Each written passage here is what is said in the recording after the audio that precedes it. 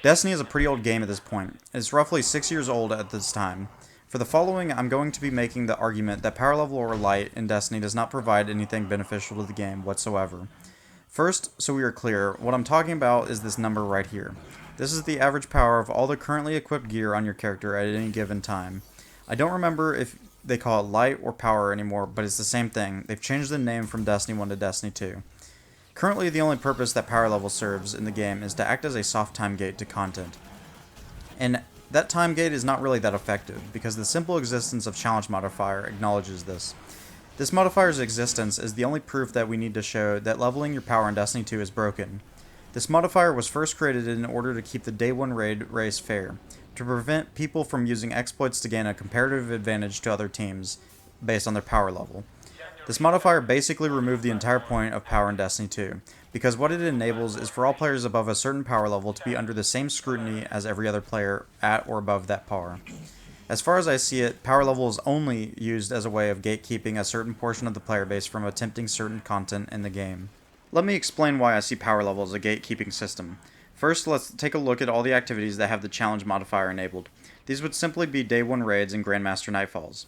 While not having challenge per se, active Iron Banner and Trials of Osiris have power level enabled, which is a separate topic that I'll get to later. Now let's look at the last Day 1 raid, the Deepstone Crypt. Bungie clearly wanted more players to be able to attempt this specifically on the first day of the raid, since they gave us 2 weeks to level our gear and released the raid on a Saturday. These two choices were clearly set up to allow as many people to attempt a Day 1 raid as possible. Now let's assume that power works the same as it does right now. Nothing is unchanged. What are the effects of this? Players needed to get all their gear up to a certain threshold on a par score in order to be as well off as possible. In this scenario, all the players at or above the threshold are all experiencing the same difficulty, as far as how much damage enemies deal and how much damage you can deal. Now let me provide an alternative design, where power no longer exists in Destiny. In this reality, something like the Day 1 raid would simply have a set difficulty so it would function as if everyone is considered at that threshold.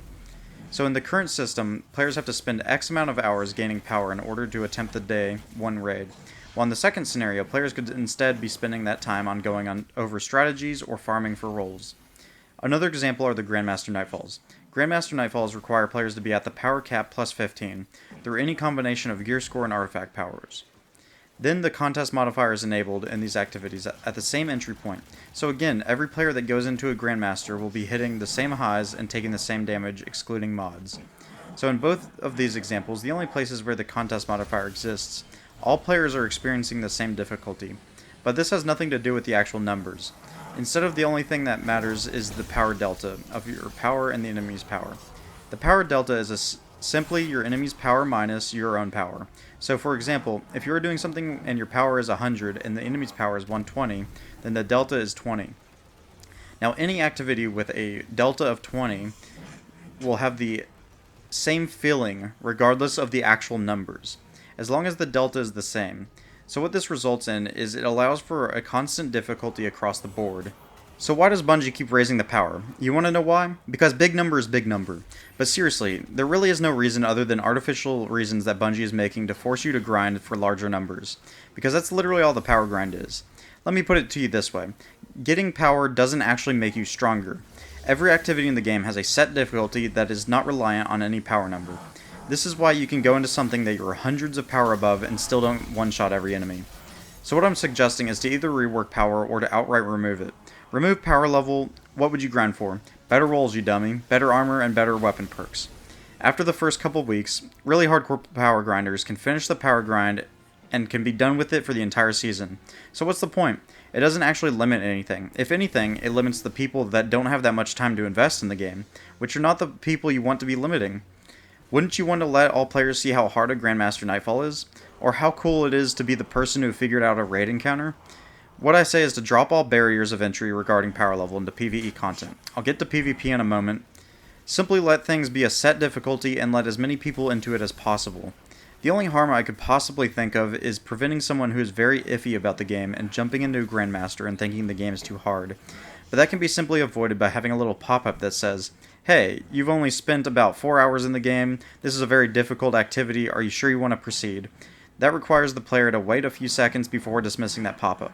And plus, a new player, what is the chance that they're going to go into something like Trials or a Grandmaster or even a Day 1 raid? Like, Day 1 raid is completely out of this scenario because that's a very specific window of time.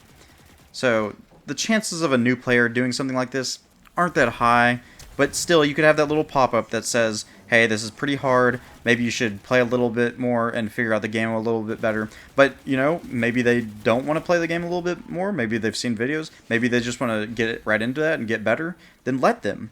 There's no point to have this barrier of entry. Like, let people try something out. If it's hard, then it's hard. Then they can start learning and getting better at the game, because they can be confronted with these difficult encounters. Because there's nothing really else in the game that is that hard. Like, these are very specific activities, especially a Day 1 raid. Like, that's only a 24-hour period. A lot of people are wanting the contest modifier to be something we can toggle. I would love that as well. But the simple solution is that let everybody into these things and let them see how hard it is. This would encourage things like players investing in their armor, their stats, and builds, and deciding different perks on their weapons. For example, Disruption Break. That's not that crazy good of a perk outside of Grandmasters, but like when you go into a Grandmaster, you can now start using these less meta perks because they actually give you some noticeable benefit in those modes.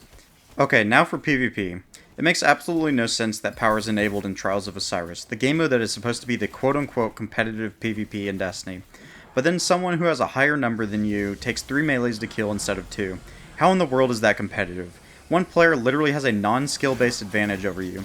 Whether or not it is a slight or large benefit, there shouldn't be any benefit for having some arbitrary number that is entirely RNG based, with very limited control over. Now, to give Bungie some credit, having an entry point into Trials is an okay design to stop some cheaters and whatnot getting into Trials. But let's be honest, it's not exactly hard to level up your power, so that's probably not really doing that much to keep those people out. And Iron Banner, it really just feels like they kept it in there for historical reasons, because power was enabled in Destiny 1. But again, Iron Banner is an event that changes the rules a bit, so it's not that big of a deal. So it's only once a month that it's around, so if it's not going to be that big of a benefit, let it stay in, I guess, because it's not crazy, you know? You don't go into Iron Banner and some guy's like 100 power over you, and they're literally one-shotting you. That would be a little crazy. It's like, you get like 2 more damage if you're like 20 above someone. It's slight. Let it stay in. Now, I hope that you understand my point of view that power levels don't actually do anything for you in Destiny. Since I'm going to criticize power level, I think the least I could do is offer a better design in my opinion. So basically, there would be no power anymore. So first off, players would only be spending time choosing gear based solely on their stats, not some arbitrary value that Bungie has decided on. So you get a piece of gear, and then you compare that gear to your other gear and decide if it's worth keeping or not. As simple as that. The artifact would be a little more interesting in this system. Since it's not increasing your power level, it could be used to actually make you more powerful. Because this was a key point I wanted to bring back up, is that getting power doesn't actually make you stronger. It's kind of sad. It's kind of dumb that way. It just brings you up to par. So as you rank up your artifact, you would, instead of gaining power, would gain a single stat point that you can spend into your character's stats, and earn them infinitely like the current artifact system. This way players are actually getting stronger from leveling up. Now, I mean, whether this could be enabled in PvP is one thing or another, but let's be honest, most people aren't hitting plus 20 from the season, or if they are very early on, then they're probably going real hard into these Lost Sector grinds, or whatever bounties are the thrill of the week.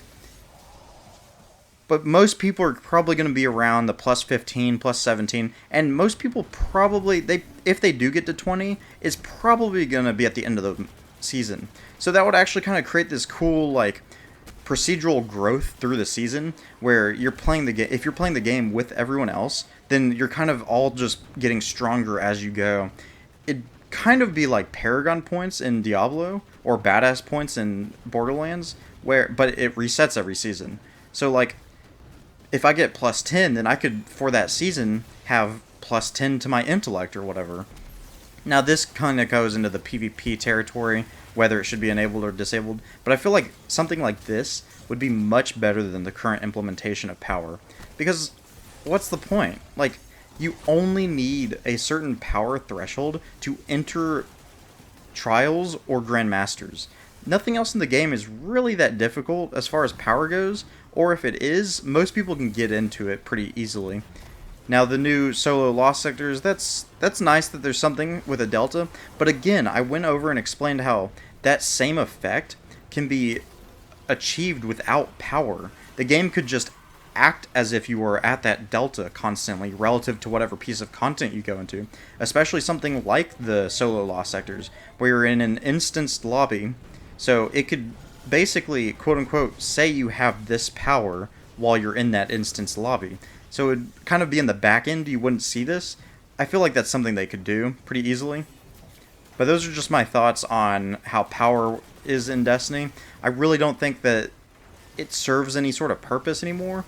Like in D1, it was sort of like a badge of honor because it meant that you went through Volta Glass or you went through Crota. And then they added the infusion system, which, good or bad, that's up to debate. But I would say it's generally good because you could use whatever. You didn't have to regrind for the new thing at a higher power, whatever.